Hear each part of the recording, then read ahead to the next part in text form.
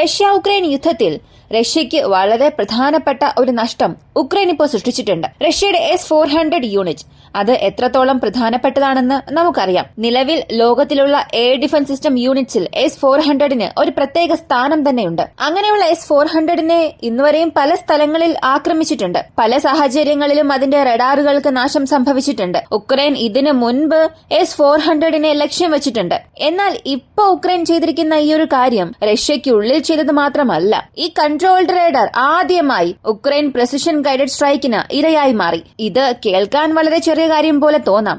S-400 ഏതോ ഒരു റഡാറിനെ നശിപ്പിച്ചു. ഇത് റഷ്യ റീലൊക്കേറ്റ് ചെയ്യാൻ എത്ര സമയം എടുക്കുമെന്നൊക്കെ. എന്നാൽ റഷ്യ അവിടെ മാറ്റി സ്ഥാപിക്കുന്നതുവരെ അതൊരു ലൂപ്പ് ഹോളായി മാറും. അങ്ങനെ സംഭവിച്ചാൽ ഉക്രൈൻ അത് കറക്റ്റായി എക്സിക്യൂട്ട് ചെയ്യാൻ തുടങ്ങിയാൽ കഴിഞ്ഞ ആഴ്ച നമ്മൾ കണ്ട ഒരു സംഭവം പോലെ മാറും. അതായത് പല 100 കിലോമീറ്റർ കഴിഞ്ഞ് ഉക്രൈന്റെ എയർ സ്പേസിനുള്ളിൽ നിന്നും പോയ ഡ്രോൺ റഷ്യൻ പ്രദേശത്ത് വന്ന് ആക്രമിച്ചുവെന്ന്. അതുപോലെ ഒരുപാട് സംഭവങ്ങൾ നടക്കാനുള്ള സാധ്യത ഇവിടെയുണ്ട്. അപ്പോൾ ഈ ഒരു സംഭവം എങ്ങനെ നടന്നു, ഇത് കാരണം റഷ്യയ്ക്കുണ്ടാകുന്ന നഷ്ടങ്ങൾ എന്തെല്ലാം, ഇവയാണ് ഈ വീഡിയോയിലൂടെ വിശദമായി അറിയാൻ പോകുന്നത്.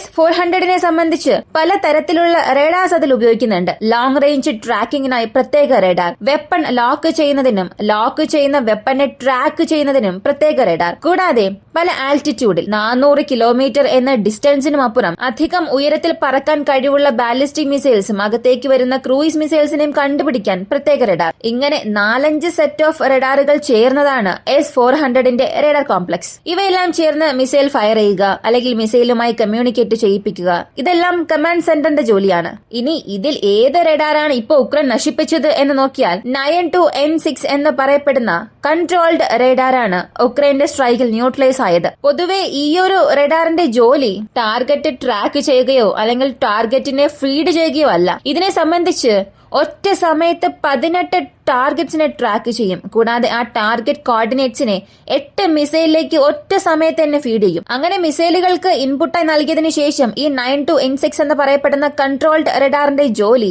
ഈ മിസൈലിനെ ശരിയായ ടാർഗറ്റിനെ നോക്കി അയക്കുകയാണ്. കാരണം S-400 മിസൈൽസിനെ സംബന്ധിച്ച് ചിലതിന് ആക്റ്റീവ് റഡാർ ഹോമിംഗ് ഉണ്ട്. അതായത് സ്വയമേ റഡാർ തരംഗങ്ങൾ ഉണ്ടാക്കുകയും ടാർഗറ്റിനെ ലക്ഷ്യം വെച്ച് പോവുകയും ചെയ്യും. എന്നാൽ മറ്റു ചില മിസൈൽസിൽ സെമി റഡാർ ഹോമിംഗ് ആണ് ഉപയോഗിക്കുക.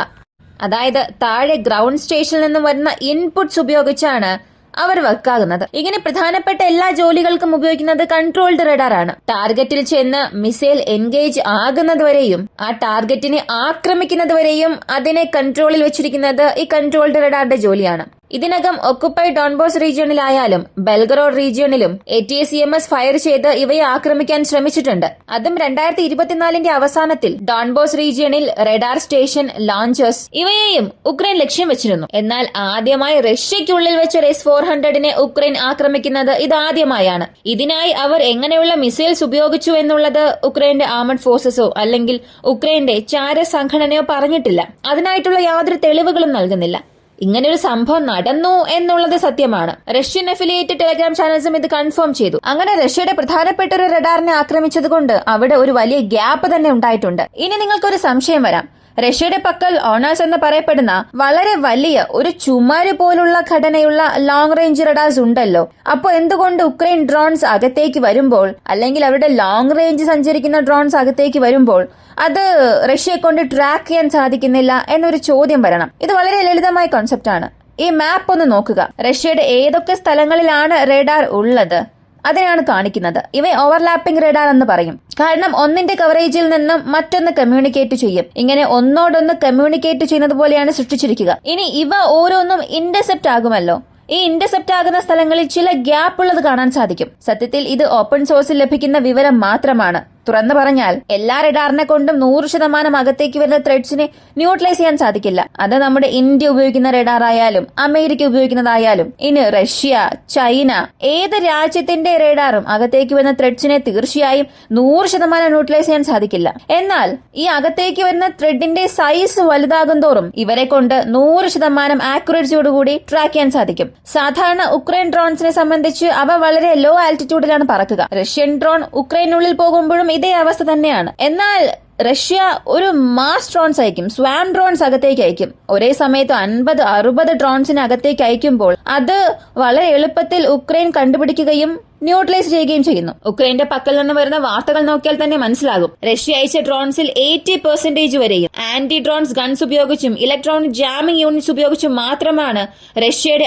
ആക്രമണങ്ങളെ അവർ കുറയ്ക്കുന്നത്. എന്നാൽ ഇതേ സമയം ഉക്രൈനെ നോക്കിയാൽ റഷ്യയുടെ ഓയിൽ റഫൈനറി ആക്രമിക്കുക, റഷ്യയുടെ തേജസ് എയർബേസിനടുത്തുള്ള ഫ്യൂൽ സ്റ്റോറേജ് ഫെസിലിറ്റി ആക്രമിക്കുക, ഖസാനിലെ മൾട്ടി സ്റ്റോറിംഗ് ബിൽഡിംഗ് ആക്രമിച്ചല്ലോ. ഈ സംഭവങ്ങളെല്ലാം നോക്കിയാൽ ഇവർ 2-3 ഡ്രോൺസ് മാത്രമേ അയച്ചിട്ടുള്ളൂ. അപ്പോ റഷ്യ പോലുള്ള ഒരു വലിയ ഭൂപ്രദേശമുള്ള രാജ്യത്തിന് അവരുടെ രാജ്യത്തെ മുഴുവനായും റഡാർ ഉപയോഗിച്ച് സർവൈലൻസിൽ ഉൾപ്പെടുത്താൻ സാധിക്കില്ല. എന്നാൽ അതും കഴിയില്ല എന്നല്ല പറയുന്നത്. റഡാർ ക്രോസ് സിഗ്നേച്ചർ വളരെ കുറവുള്ള ഡ്രോൺസിനെ അവിടെ ട്രാക്ക് ചെയ്യുക എന്നത് വളരെ വളരെ ഡിഫിക്കൽട്ടായ ടാസ്ക് തന്നെയാണ്. ഈ ഡ്രോൺസ് അകത്തേക്ക് വരുന്നു എന്നറിയാൻ സാധിക്കും, പക്ഷെ അവിടെ ഡാറ്റ മിസ്മാച്ച് ആകും. ഒന്നുകിൽ ഡ്രോൺസിന്റെ റഡാർ ക്രോസ് സെക്ഷൻ വളരെ കുറവായതുകൊണ്ട് കണ്ടുപിടിക്കാൻ സാധിക്കില്ല. എന്നാൽ ഇതിനെ ക്രോസ് വെരിഫൈ ചെയ്യാൻ റഷ്യൻ അതോറിറ്റീസ് ഇവിടെ ചെയ്യേണ്ടിയിരുന്ന ഒരു കാര്യം, ഇവർ അവരുടെ ഫൈറ്റർ ജെറ്റ്സിന് അയക്കണമായിരുന്നു. പക്ഷെ അത് റഷ്യ ചെയ്തിട്ടില്ല. ഇപ്പോ വരെയും അവർ ചെയ്തിട്ടില്ല. അതുകൊണ്ടാണ് ഇത്ര വലിയ നഷ്ടം ഉക്രൈൻ ഡ്രോൺസ് കാരണം റഷ്യക്ക് സംഭവിച്ചത്. റഷ്യയും ഉക്രൈനുള്ളിൽ ഇങ്ങനെ തന്നെയാണ് ചെയ്യുന്നത്. അപ്പോ മനസ്സിലായിട്ടുണ്ടാകും, റഡാറിനെ കൊണ്ട് നിരീക്ഷിക്കാൻ സാധിക്കും. ക്രോസ് സെക്ഷൻ അധികമായിരിക്കുമ്പോൾ മാത്രമാണ് അതിനെ ഒരു ത്രെഡായി കൺസിഡർ ചെയ്യുന്നത്. എന്നാൽ കുറഞ്ഞ എണ്ണത്തിൽ അകത്തേക്ക് വരുമ്പോൾ റഷ്യയുടെ ഒരു മിസ്റ്റേക്ക് കാരണം തന്നെയാണ് അവർക്ക് വലിയ പ്രശ്നങ്ങൾ ഉണ്ടായത്. ഇത് യഥാർത്ഥമായ ഒരു കാര്യമാണ്. മാത്രമല്ല, ഇവിടെ റഡാറുകളെ സംബന്ധിച്ച് S-400 കുറിച്ച് അല്ലെങ്കിൽ പാട്രിയോട്ടിനെ കുറിച്ചൊക്കെ വലിയ രീതിയിൽ സംസാരിക്കണം എന്നുണ്ടെങ്കിൽ ഇന്നത്തെ കാലത്ത് ഏതൊരു അഡ്വാൻസ്ഡ് എയർ ഡിഫൻസ് സിസ്റ്റത്തിന്റെ റഡാർസും ആന്റി റേഡിയേഷൻ മിസൈൽസിന്റെ പക്കൽ നിന്ന് സേഫേ അല്ല. പൊതുവെ ആന്റി റേഡിയേഷൻ മിസൈൽസ് S-400ന്റെയും പാട്രിയോട്ടിന്റെയും റഡാർ തരംഗങ്ങളെ എങ്ങനെയാണ് സ്വീകരിക്കുന്നത് എന്ന് മനസ്സിലാക്കണം. ട്രയാങ്കുലൈസേഷൻ എന്നൊരു പ്രോസസ് ഉണ്ട്.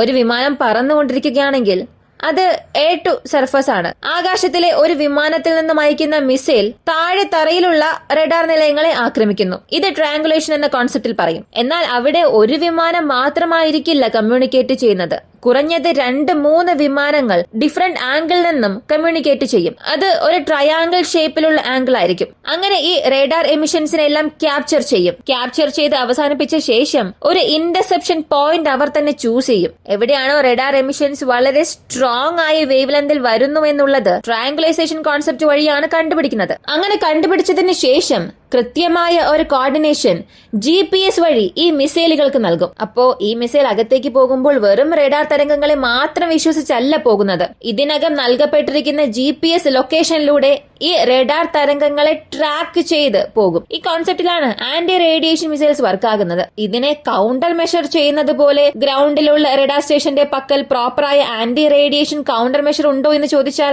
അങ്ങനെ ആരുടെ പക്കലും വലുതായൊന്നുമില്ല. അങ്ങനെ ഒരു സാഹചര്യത്തിൽ ഡ്യൂപ്ലിക്കേറ്റ് റഡാർസ് ഉപയോഗിക്കാൻ സാധിക്കും. അതായത് S-400ന്റെ ഒറിജിനൽ ഒരു വർക്കിംഗ് റഡാർ ഉണ്ടായിരിക്കും. അതിന് പാരലായി മറ്റൊരു ഡ്യൂപ്ലിക്കേറ്റ് റഡാർ വെച്ചിട്ടുണ്ടാകും. ഇവിടെ ഡ്യൂപ്ലിക്കേറ്റ് റഡാർ ട്രാൻസ്മിറ്റ് ചെയ്യുന്ന ഫ്രീക്വൻസിയെക്കാട്ടിലും വളരെ കുറവ് ഫ്രീക്വൻസി ആയിരിക്കും ഒറിജിനൽ റഡാർ ട്രാൻസ്മിറ്റ് ചെയ്യുന്നത്. ഇങ്ങനെ ട്രാൻസ്മിറ്റ് ചെയ്യുമ്പോൾ ആന്റി റേഡിയേഷൻ മിസൈലിന് അതിന്റെ എക്സാക്ട് ഫ്രീക്വൻസി ഏതുമായിരിക്കും മാച്ച് ആവുക? തീർച്ചയായും ഡ്യൂപ്ലിക്കേറ്റ് റഡാറുമായി തന്നെ ആയിരിക്കും മാച്ച് ആവുക.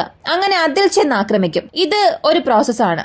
മറ്റൊന്ന് ബൈസെക്ഷൻ റഡാർ. അതായത് ഒന്നിലധികം റഡാർസ് ഒരു പ്രത്യേക ദൂരത്തിനുള്ളിൽ വയ്ക്കും. അതിൽ ട്രാൻസീവറും റിസീവറും പ്രത്യേകം സെറ്റ് ചെയ്ത് അതിന്റെ ദൂരം അധികമാക്കും. ഈ ഒരു സാഹചര്യത്തിൽ ആന്റി റേഡിയേഷൻ മിസൈലിന് വലിയ കുഴപ്പം തന്നെ ഉണ്ടാകും. അതായത് പ്രോപ്പറായ സിഗ്നൽ ഒരു സ്ഥലത്ത് നിന്ന് മാത്രം ലഭിക്കുന്നില്ല, ഒന്നിലധികം സോഴ്സസിൽ നിന്നും ലഭിക്കുമ്പോൾ ആന്റി റേഡിയേഷൻ മിസൈലിന് വലിയ രീതിയിൽ പ്രവർത്തിക്കാൻ സാധിക്കില്ല. ഇവ രണ്ടും മാത്രമാണ് ഇപ്പോഴുള്ളതിൽ വെച്ച് ഒരു മാർഗം. ആന്റി എയർക്രാഫ്റ്റ് മിസൈൽ സിസ്റ്റംസ് എല്ലാം സ്വയം സംരക്ഷിക്കുന്നത് ഈ ഒരു വഴികളിലൂടെയാണ്. ഇപ്പോ ഇതിൽ മൂന്നാമതായ ഒരു കാര്യമുണ്ട്, പോയിന്റ് ഡിഫൻസ് സിസ്റ്റം. പങ്ഷീർ പോലുള്ള മിസൈൽ സംവിധാനങ്ങളെയും ഈ ആന്റി റേഡിയേഷൻ മിസൈലിനെതിരെ ഉപയോഗിക്കാൻ സാധിക്കും. അപ്പോ ആന്റി റേഡിയേഷൻ മിസൈൽ എന്നത് ഇപ്പൊ ഞാൻ ഈ പറഞ്ഞ കോൺസെപ്റ്റിലാണ് വർക്ക് ആകുന്നത്. ഇതിനെ ജാം ചെയ്യാൻ അല്ലെങ്കിൽ ഇവയെ സ്പൂഫ് ചെയ്യാൻ ഒരു രാജ്യം അവസാന ഘട്ടത്തിലാണ് ശ്രമങ്ങൾ എടുക്കുന്നത് എന്നുണ്ടെങ്കിൽ, അല്ലെങ്കിൽ ഒരു എയർ ഡിഫൻസ് സിസ്റ്റം ക്രൂ ഇതിനെ തടയാൻ ശ്രമിക്കുകയാണെങ്കിൽ അവിടെ തീർച്ചയായും റിസൾട്ട് നൽകില്ല. അത് ഏതൊരു എയർ ഡിഫൻസ് സിസ്റ്റം